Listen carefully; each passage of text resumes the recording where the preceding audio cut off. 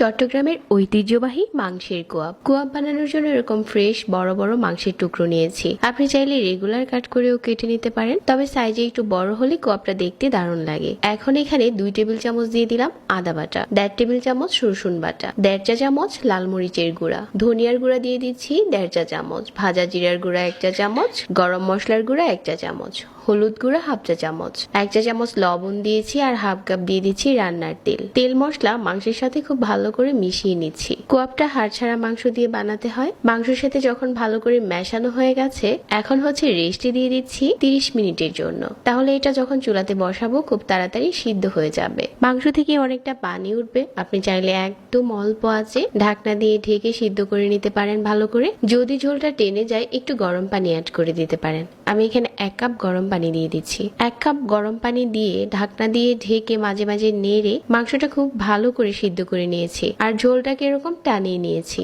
তো এই পর্যায়ে চুলা থেকে নামিয়ে ঠান্ডা করে নিচ্ছি আর মিডিয়াম আঁচে তেল গরম করে নিয়েছি আর গরম তেলের উপরে মাংসের টুকরোগুলো দিয়ে হালকা করে ভেজে নিচ্ছি।